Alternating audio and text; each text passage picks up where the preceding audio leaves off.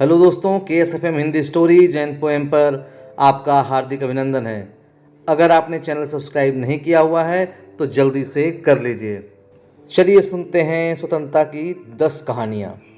कहानी number 1। Britain ने सन 1947 में भारत को आज़ाद करने का फैसला किया था। दरअसल 1940 के दशक में हो रहे ज़बरदस्त आंदोलन ब्रिटिश सरकार पर दबाव बनाने में कामयाब रहे थे और साथ ही दूसरे विश्व युद्ध के बाद ब्रिटेन खुद भी काफ़ी कमज़ोर हुआ था।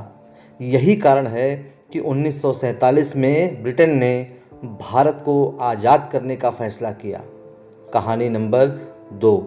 ब्रिटेन की लेबर पार्टी ने 1945 में हुए चुनाव में इस बात का वादा किया था कि वह भारत और उसके अलावा दूसरी ब्रिटिश कॉलोनियों को आज़ाद कर देगी।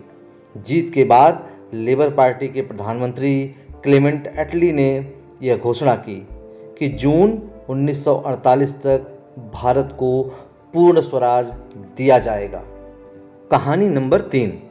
फरवरी 1947 में लॉर्ड माउंटबेटन को भारत के अंतिम वायसराय के पद पर नियुक्त किया गया ताकि वे सत्ता के हस्तांतरण की प्रक्रिया को पूरी करवा सकें।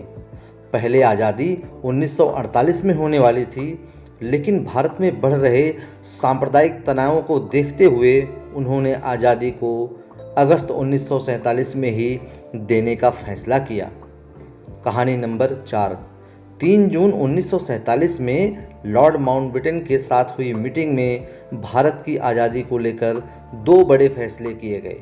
पहला, भारत के बंटवारे को लेकर, जिसके तहत भारत को 2 हिस्सों भारत और पाकिस्तान में बांटा गया, और दूसरा कि सत्ता का हस्तांतरण 15 अगस्त 1947 को होगा। इसे ही जून 3 माउंटबेटन प्लान भी कहा गया। कहानी नंबर 5। भारत के आखिरी वायसराय लॉर्ड माउंटबेटन एक टोटका मानते थे। दरअसल 15 अगस्त की तारीख को वे खुद के लिए अच्छा मानते थे। इसके पीछे का कारण था कि 15 अगस्त 1945 में दूसरे विश्व युद्ध के दौरान जापान की आर्मी ने उनकी फौज के आगे समर्पण कर दिया था। कहानी नंबर 6। जिस समय भारत 14 और 15 अगस्त की मध्य रात्रि को आज़ादी का जश्न मना रहा था, उस वक्त आज़ादी के आंदोलन के सबसे बड़े प्रतिनिधि महात्मा गांधी वहां शामिल नहीं हुए। गांधी बंटवारे के फैसले से आहत थे। उन्होंने बंटवारे की वजह से हो रहे सांप्रदायिक दंगों और तनाव को रोकने के लिए कलकत्ता में अनशन किया। कहानी नंबर 7। 15 अगस्त 1947 की सुबह 8:30 बजे वाइसरीगल लॉज, जो अब राष्ट्रपति भवन है, वहां आज़ाद भारत की पहली सरकार के लिए शपथ ग्रहण समारोह की शुरुआत हुई। भारत के पहले प्रधानमंत्री ने 10:30 बजे काउंसिल हाउस के ऊपर तिरंगा फहराया। कहानी नंबर 8। कहते हैं कि 14-15 अगस्त 1947 की मध्य रात्रि को आज़ादी मिलने के लगभग 20 मिनट बाद भारत के पहले प्रधानमंत्री जवाहरलाल नेहरू और पहले राष्ट्रपति doctor Rajendra Prasad Lord Mountbatten के पास गए। उन्होंने माउंटबेटन को देश के पहले गवर्नर जनरल बनने का न्योता दिया।